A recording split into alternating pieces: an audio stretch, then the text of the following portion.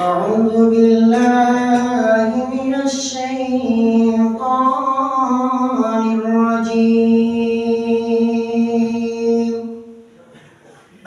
بسم الله الرحمن الرحيم. يا أيها الذين آمنوا اتقوا الله حق تقاته ولا تموتن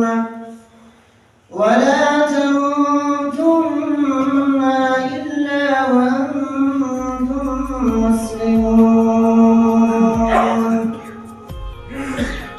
يا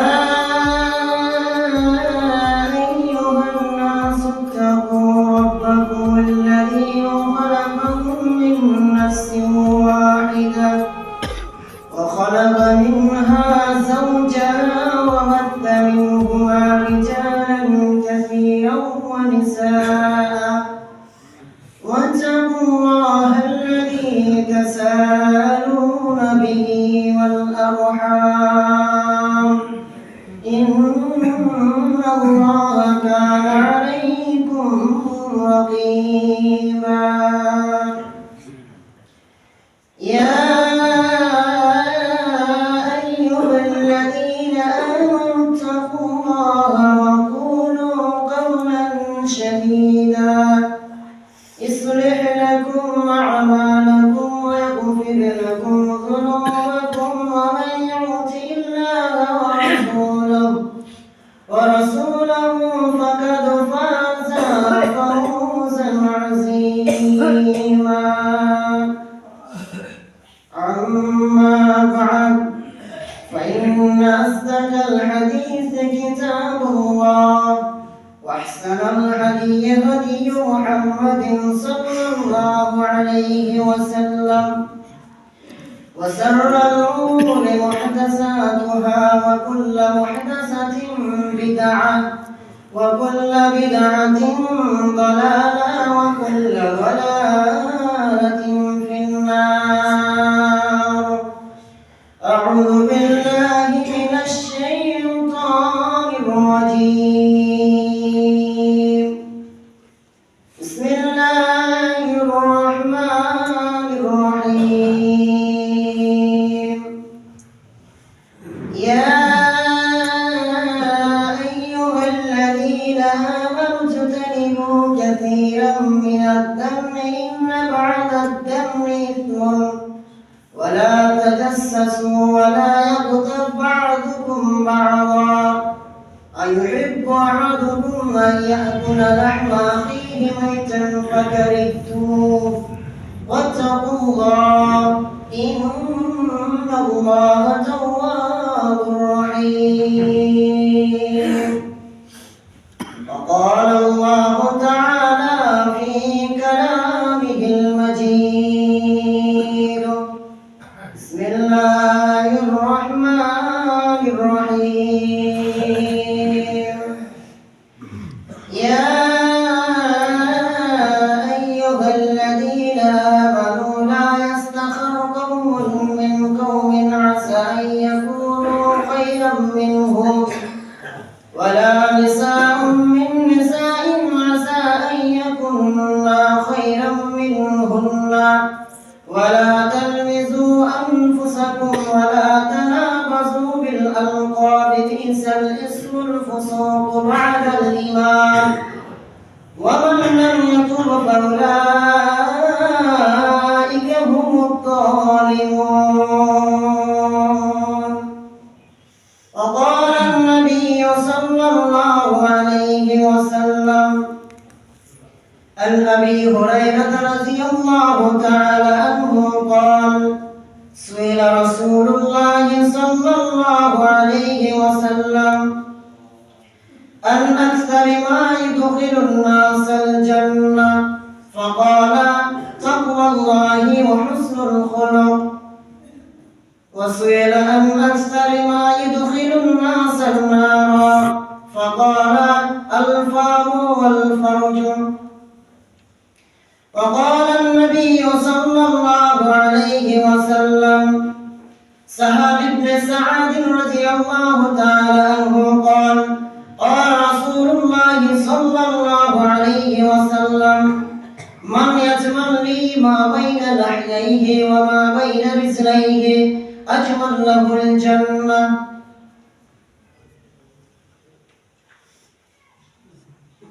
উপস্থিত হাজিরানি জুমা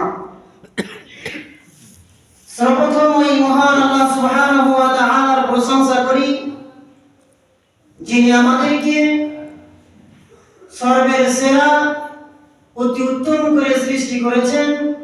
তিনারই শুকরিয়া জ্ঞাপন করি, তিনারই শুকরিয়া আদায় করি, তাই সকলে করি আলহামদুলিল্লাহ। তিনার প্রশংসার পর তিনার হাবিবুল নবী আকির মাওলা তাজদার মাদানী আহমদ মুস্তাফা সকলে করুন সাল্লাল্লাহু আলাইহি ওয়াসাল্লাম। তিনার উপর শত সহস্র দুরূদ ও সালাম বর্ষিত হোক, যথা আল্লাহুম্মা সাল্লি আলাইহি ওয়া আল্লাহুম্মা বারিক আলাইহি। সম্মানিত আজকের মুসল্লি সমাজ, আজ আপনাদের সম্মুখে যে বিষয় নিয়ে দণ্ডমানিত হয়েছি সেটি হলো পরনিন্দা। পৃথিবীতে দুইটি পাপ রয়েছে, একটি আল্লাহর সাথে জড়িত পাপ, আর একটি বান্দার সাথে জড়িত পাপ। যেটা আল্লাহর সাথে জড়িত পাপ সেটা আল্লাহ ক্ষমা করবে, আর যেটা বান্দার সাথে জড়িত পাপ সেটা বান্দা ক্ষমা করবে। বান্দা যদি ক্ষমা করে তাহলে পরে আপনার ক্ষমা হবে, নচেৎ আল্লাহ ওই পাপ ক্ষমা করবেন না। আমরা জানি জেনা একটা অত্যন্ত বড় পাপ। এই পাপ যদি কেউ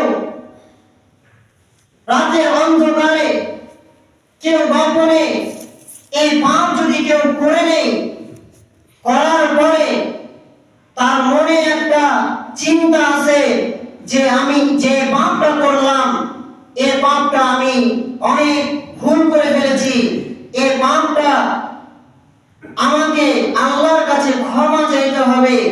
ও যদি রাত্রে 4টার সময় 3টার সময় 2 রাকাত সুন্নাত আদায় করে নামাজ পড়ে যদি আল্লাহর কাছে অনুতপ্ত হয়ে তওবা করে আল্লাহর কাছে যদি ক্ষমা চায়, তো আল্লাহ ক্ষমা করে দিবেন ওইরকম পাপকে।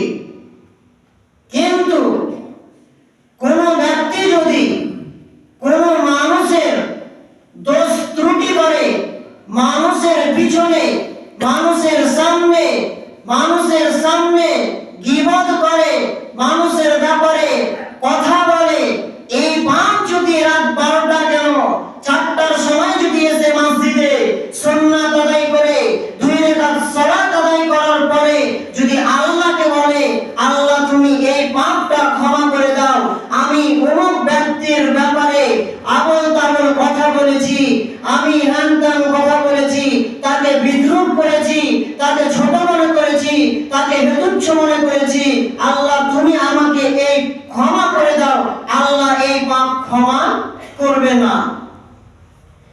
এই পাপ যদি করে নেন, করার পরে যদি আপনি 4 লাখ টাকা খরচা করে হজ করতে যান, মক্কা যান, মদিনা যান, আর ওই মক্কা মদিনাতে কাবার গিলাফ ধরে যদি কান্না কাকতি মিনতি করেন, এই পাপ আল্লাহ ক্ষমা করবে না।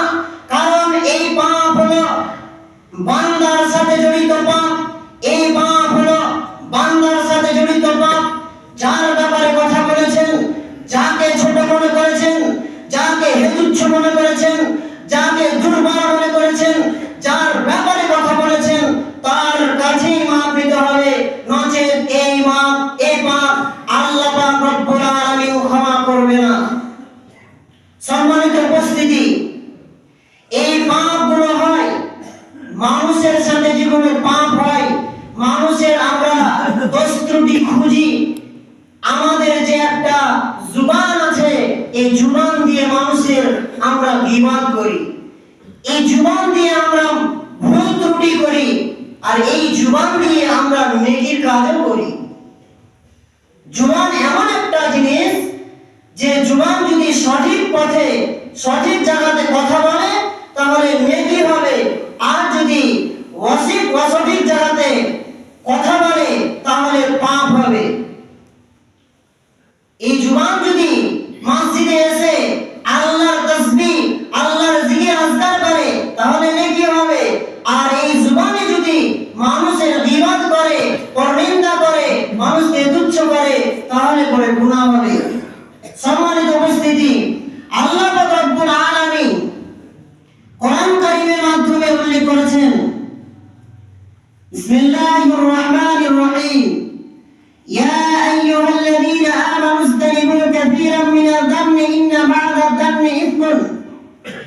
আল্লাহ পাক রব্বুল আলামিন মুমিনদেরকে বলছেন, হে ঈমানদারগণ, যারা আল্লাহর প্রতি ঈমান এনেছো, রাসূলের প্রতি ঈমান এনেছো, তারা শোনো, তোমরা কোনো ধারণা করবে না, কারণ ধারণাটা হলো গুনাহের কাজ।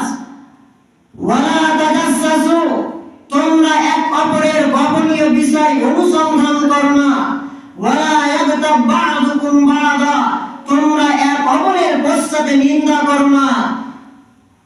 ওয়াত্তাকুল্লাহ, তোমরা আল্লাহকে ভয় করো। ইন্নাল্লাহা তাওয়াবুর রহিম, নিশ্চয় আল্লাহ তাআলা ক্ষমাকারী দয়ালু। এই আয়াত থেকে আমরা কয়টা জিনিস বুঝতে পারলাম? আল্লাহ পাক রব্বুল আলামিন বললেন, মানুষের ধারণা থেকে দূরে থাকো, মানুষের ধারণা করো না। মানুষ, আমরা ধারণাটা বুঝতে পারলাম না, কি ধারণা? একটা ছোট্ট মিসাল উদাহরণ দিচ্ছি আপনাকে।